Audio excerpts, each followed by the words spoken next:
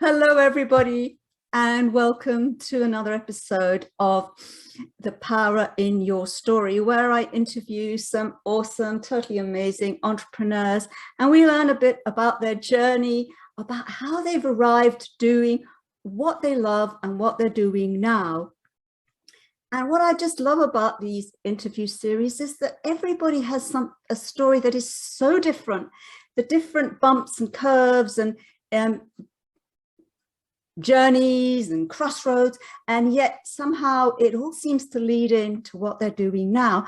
Hello, I'm Marianne, your confident communication expert, helping you speak your story and speak your truth through story. So today I am super excited. I really am excited to introduce you to Stephanie Swafford of RapidBodyMind Clarity. Now, I've been acquainted with Stephanie for over the years. We sort of followed each other, but this is the first time. Yes, our paths are entwined, I hope. But this is the first time we've actually had a chat, so I'm super excited about this. And I know Stephanie is got a very interesting story. So welcome, Stephanie. It's so great to have you with us. Lovely to be here. Thank you for inviting me and asking me. So Stephanie, I love the name Rapid Body Mind Clarity, and I love the way you say it. It's just so succinct. Just give us an idea of what that is. What do you mean by it? Well, I consider it an umbrella term that structurally melds the years I spent in live TV and the lean efficiency I learned there with what is also the deep elegance of energy balancing work. And it's based on what we already know how to do.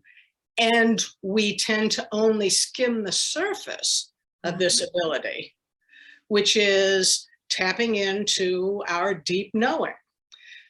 We know what happens when we don't follow that deep knowing, when it's, I knew and I didn't, and I knew it and I didn't, and here we are. So I flip that on its head and really help clients remember this ability and deepen it and broaden it.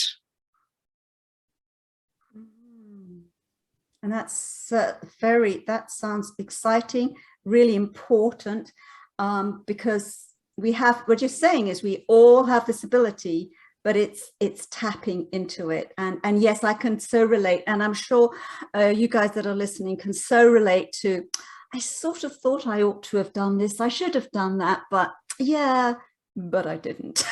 And this happened and that happened and that happened. It all becomes a bit overwhelming and foggy. And in fact, just out of interest, before we dive deeper into your story, why do you think that is? Why do you think we get so out of touch with that body-mind clarity that we ignore it?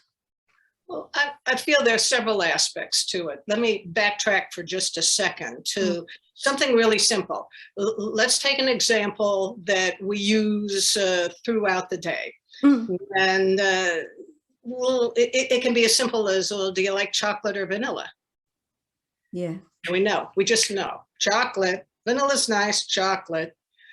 Yeah. What do we say when we're getting ready to decide what we're going to have for a meal? What do you feel like having? Well, let's see, I had Italian food the other night, I had Chinese. You know what sounds really good? Something French. That would be really good. That feels really right.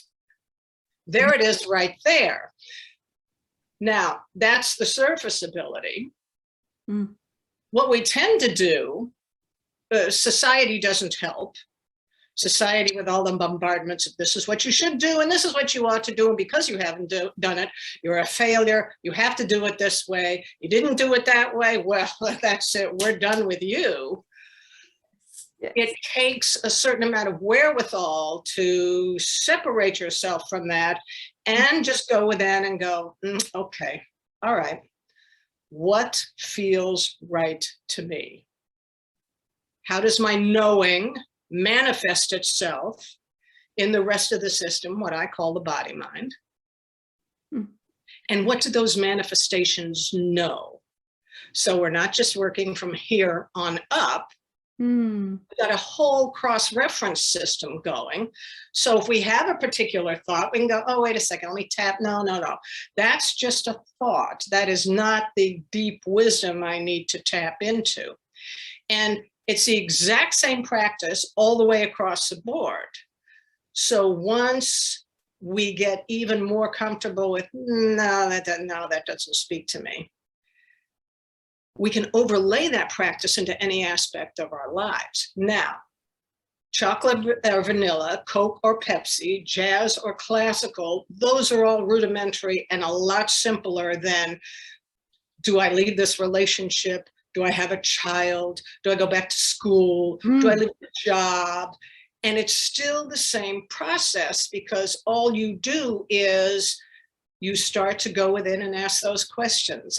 Do I leave this job? Well, I know I can't do it for the next 5 years. Okay, now you have some working room. Can't do it for the next 5 years. Then you start to plot your course of, I can't do this for the next 2 years. No, I think I'll put some feelers out and ask some colleagues and friends what they know about. And then you start to build this series of resources.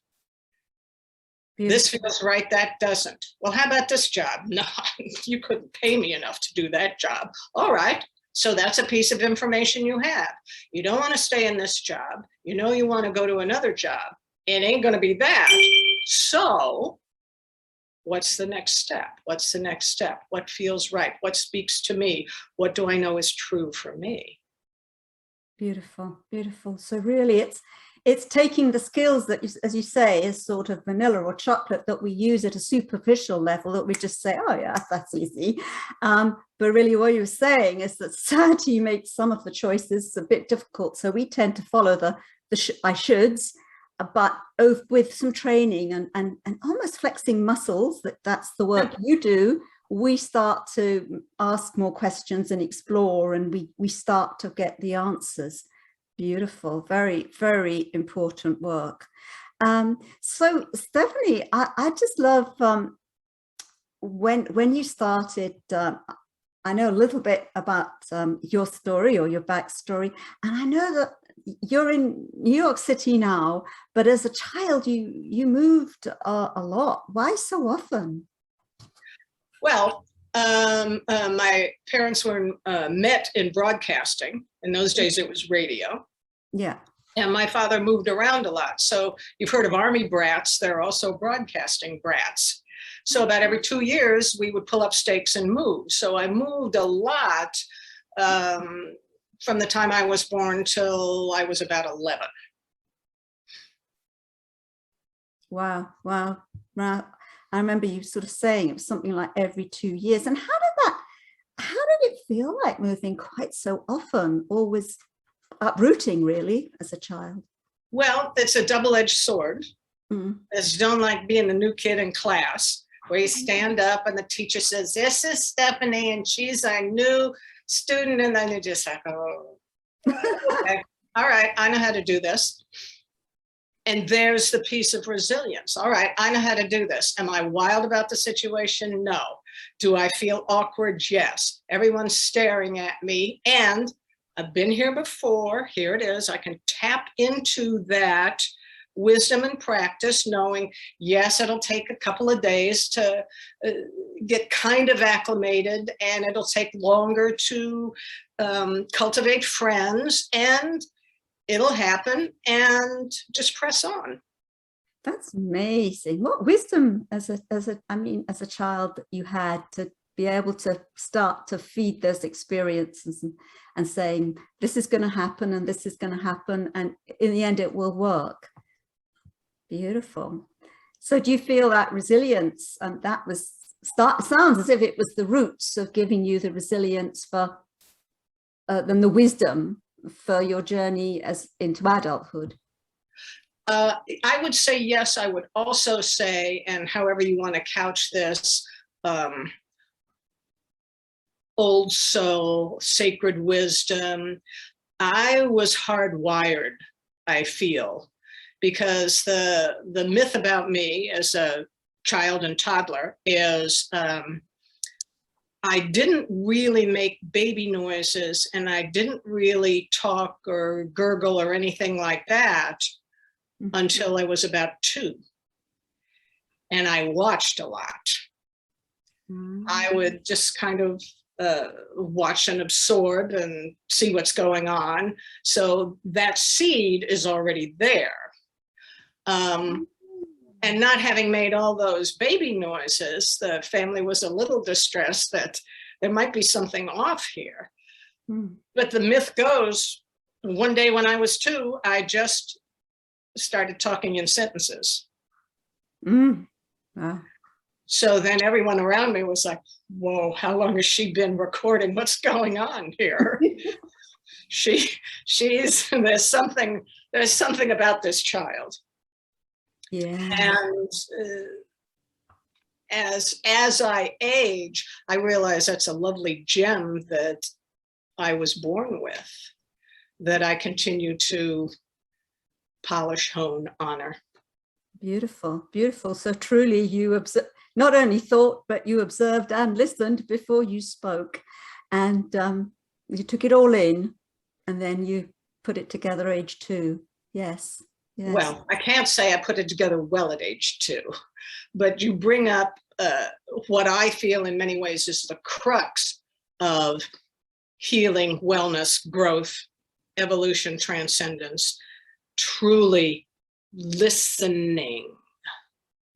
When we truly listen to others, to a situation, to a moment, to ourselves, it's all there.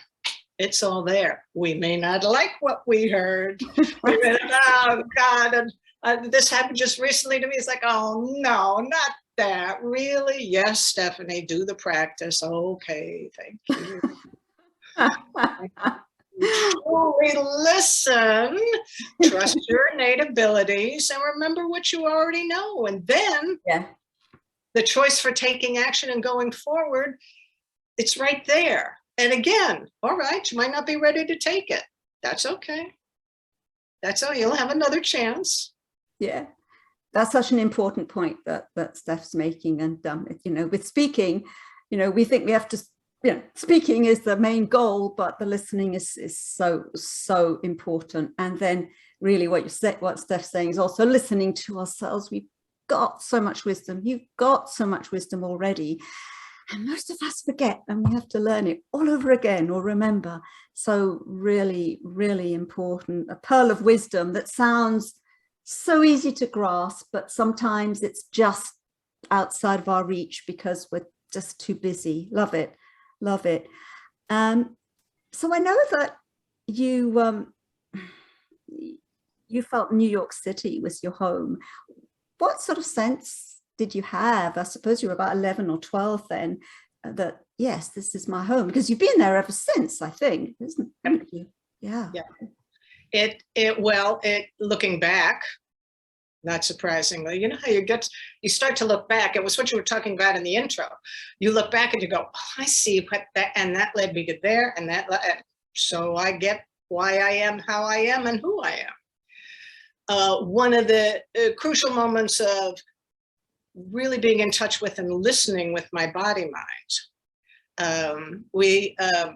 I'd been in houses, we lived in houses all my life up until that point. And there was some concern, oh, we're going to move to an apartment and it's not like a house. And I swear to God, the minute I crossed the threshold of that apartment, and it wasn't because of the family dynamic in that apartment, it was just, oh yeah, okay. I'm home. I'm here. All right. I can work with this. I can work with this. So that was your first sort of real inner knowing message that you got.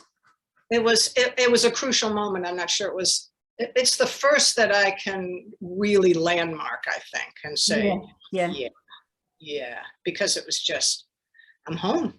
I'm home. I'm home.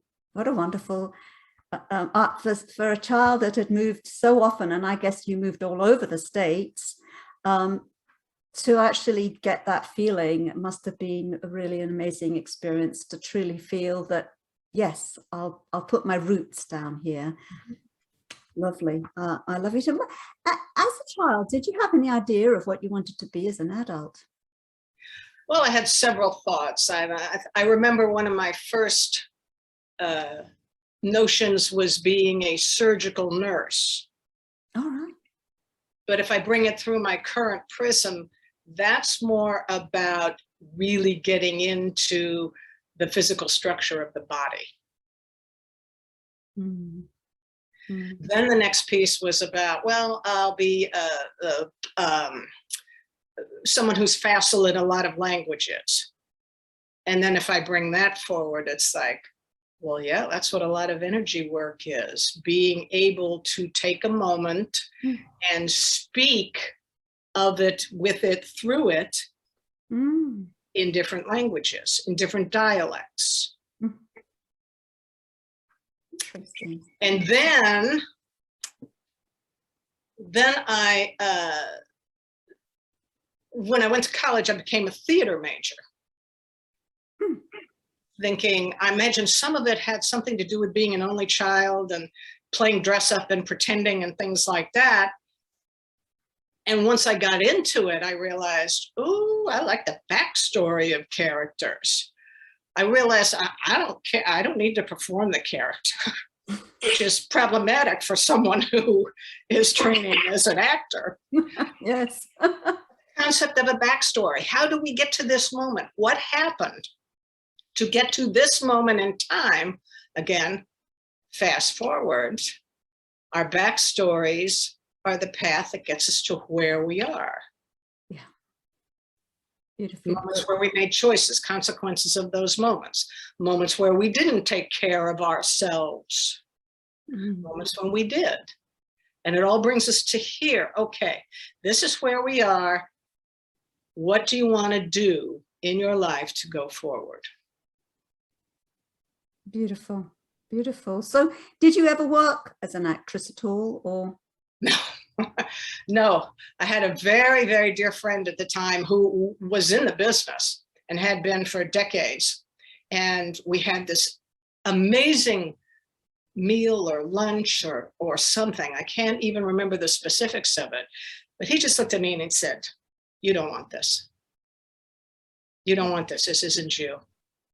And now that you bring it up, here was another body-mind moment. There was such release and relief. It's like, oh God, I don't have to do this. Because, you know, realizing that a lot of casting has nothing to do with someone's talent. It can be, do you look right with the other cast members? Are you too tall? Do you have red hair that reminds the casting director or the lighting director of someone who hurt them or broke their heart? It's just like this whole tangle that has nothing to do with you. Right. Amazing. So when he said that, it was like, well, all right, I'll just go to the other side of the camera. Beautiful. And there were opportunities opening up, and ironically enough, that's exactly what I did. I went into production in television and was there for, I think it's 16, 17, 18 years, something like that. Oh, wow. Wow. A long time. Did you enjoy that work then? For the most part, yes. I loved it. I loved it until I didn't. So, then why did you leave? Because I know you were pretty successful in your career, weren't you? Yes. Well, someone pointed this out to me recently, and it really sums up one of the major reasons I left. The term is making air. You want to make air. You want to make sure the piece gets on the air. You want to make sure you don't have dead air or black. You don't want to show black on the air, because that means you have no picture, no sound, and right? Yeah. So now if you take that energetically, making air is all about air energy, which is all up here and around, and judgments and thoughts and swirls.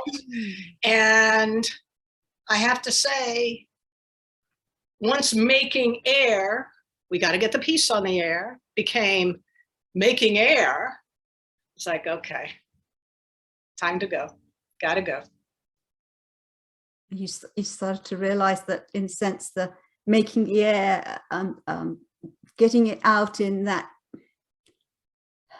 way was more important perhaps than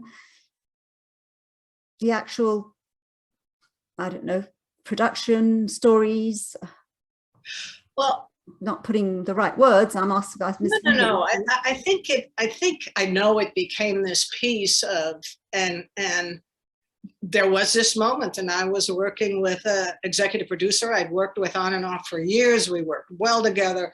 We liked each other. We made air many times when we shouldn't have, because the piece wasn't ready to air. It was in pieces.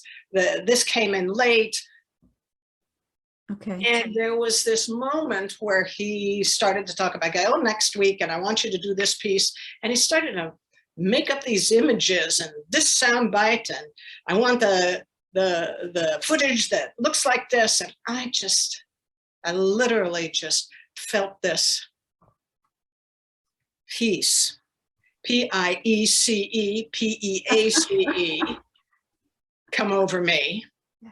I had nothing on the books. I was freelancing at the time. I had no idea what I was going to do. Wow. And out of my mouth came, I'm not available next week. Wow. That sounded a very brave thing to do for a freelancer. Did it feel courageous? I'm not sure it was brave. It was necessary. Yeah. Necessary. And my body, mind just kind of said, we've got this. Enough of this. Enough of this. This stops now. And I had, I had enough money to reset myself and not work for a while. So it wasn't as if I was jumping off a huge cliff where I couldn't take care of myself. Okay. Yeah. So you had a bit of a transition to allow yourself. And did you give yourself the space to explore what you wanted to do? Oh, yeah. I actually wrote, and I've forgotten about this. I took about 6 to 8 months, something like that. And I wrote a lot of poetry, structured poetry, particular forms of poetry. And while I was doing that, I also, I've never really been out of shape, but I had the time and the wherewithal to start working out a lot. And getting to about the 6-month period of this sabbatical, it's like, well, you better figure out how to turn some coin, because you can't write poetry and go to exercise for the rest of your life. And one of the teachers in one of the classes I was taking just said in passing, you'd be a terrific personal trainer. Wow. I went, well, that sounds good. Nothing else is speaking to me. Okay. So why do you think that teacher said that? Pardon? Why? What did the trainer see in you that made them say that? I think it was an awareness of form. Okay. Structure, my ability to adapt to different movements. I've always been a stickler for form, so I think that spoke to the teacher at the time. Beautiful. And nothing else was speaking to me, so it's like, well, start somewhere, Stephanie. So you started that. Interesting. Did you enjoy it? I did. Again, until I didn't. I did not enjoy it. I became certified and I started taking personal clients. And right off the bat, I was working with several people who were in various stages of bereavement. Mm-hmm. I'd show up, they'd be in tears. Well, pick up your barbells and do exercises. That's not going to make it. Mm-mm. And I realized early on, I'm able to be with difficult energy and tricky energy and You know, here's live TV, throw the script out the window. I come in, we're going to do these series of exercises. No, we're not. Okay. And about that time, I started to read descriptions of various forms of energy balancing. And I went, well, that might help. And that's how I started the whole piece of energy work. So that was really your introduction to the energy work itself. You had before. Wow. And did you work on yourself first and then try it on your clients, or did it actually work the other way around? I think it's a parallel piece that's ongoing even now. Yes. I don't feel, this is my prejudice, I don't feel you can be a truly compassionate, effective practitioner if you're not doing your own work. I applaud that one. I think that's so important. And your own work is ongoing, isn't it? It's just ongoing. It's ongoing. The more we can wrap our heads around, this is ongoing. It's a process. We're not making a product. We're not going to have a finished product. It's not a widget. It's just, okay, here we are in this moment. And here we are in this moment. And here's this teaching. And here's this reminder. And here's this lesson. Beautiful. So your clients that came to you as a personal trainer started to evolve with you using a bit of energy work, and I guess you saw its effectiveness, so you transitioned and left the personal training. Well, as in exercises. That's right. Exercise. At a certain point in time, the energy work became my focus and continues to be. How I deliver it is different than I originally learned it. And some of that is from the pandemic. Some of it is from my evolution. And all these pieces are resources for me that I can tap into and access. So there might be a moment when I'm doing an energy session with somebody where I might say, you know, this exercise will be very helpful for you. So consider it or not. Add it to your resources or not. Beautiful. Beautiful. So do you feel, I mean, it's been amazing, and I think everyone else, you guys will agree with me, it's an amazing journey from possibly a surgical nurse to training as an actress to working as a film or TV producer. And do you find that, I know you meant, do you find that you've used some skills from each section of your life in what you're doing now? You in many ways, when I'm doing a session now, for me, it's no different than being in a control room or being in an edit bay. Because when I'm with a client, it's as though I am watching several different feeds come in from different remotes. And I'm just getting a sense of, yeah, that's a moment. That's the sound bite. Here's what's really going on. So I have this ability to kind of associate and winnow down and create, for lack of a better description, the seminal soundbite, the money shot, as we used to say, which is the picture, the video that sums up the moment. Beautiful. So you used your editorial skills to go in and say, yeah, that's the current focus. That's it. We're going to use that. We're going to shoot on that one. Beautiful, beautiful. And do you feel now that you found your life purpose after this amazing journey? Yes, and I also have to share with you that I feel like I'm morphing to a different level, something else. Okay. Definitely in the healing arts.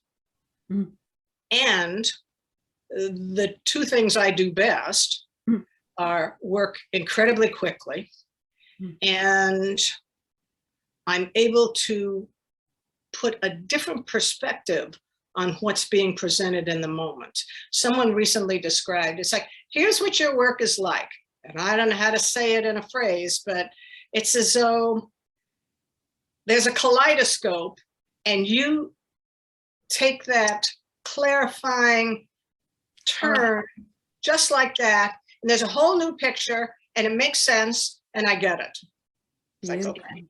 So something about those two pieces, plus also I have to thank, ironically, the pandemic, that I have honed my ability to do energy work without necessarily doing hands-on work.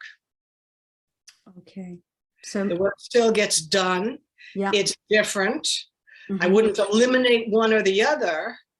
And I was working with someone 2 days ago, and I just went right in there, cut to the chase. She said, oh, well, you know, okay, leave it to you.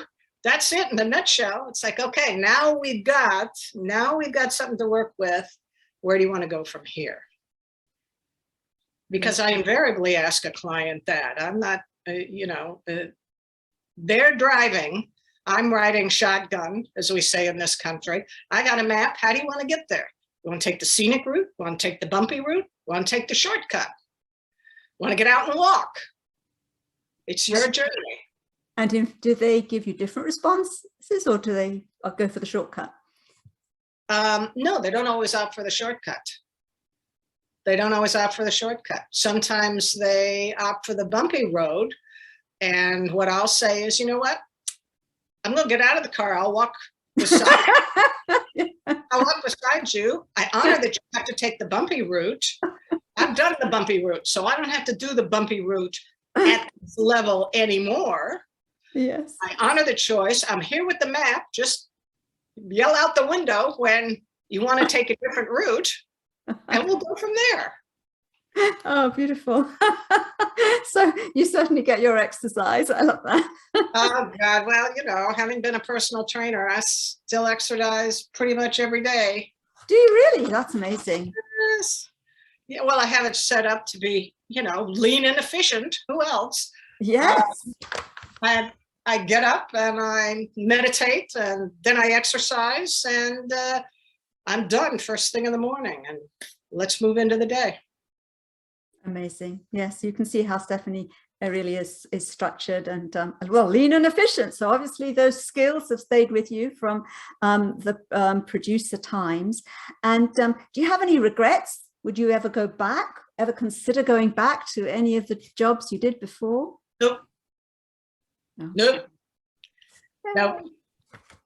Well, the business is very different. And also it's, you know, it's no, that's done. Next, move on. Moving on. Well, I think that was a very clear no. We've got a definite clear no there. As a shortcut, no bumpy rides there, which is wonderful. Well, it's been an amazing journey just listening to all of the amazing things you've done. It's an honor to interview somebody. I have to tell you guys, I got a little bit, I thought, oh my goodness, Steph's a film, I keep saying film, TV producer. You know, it just sounds very impressive. It sounds very impressive, but you can see how Stephanie is so approachable and so interesting, and with such depth and of course structure of knowledge. And I wanted to also, before we sign off, guys, I wanted to mention, I always give you opportunities of how to get in touch with us.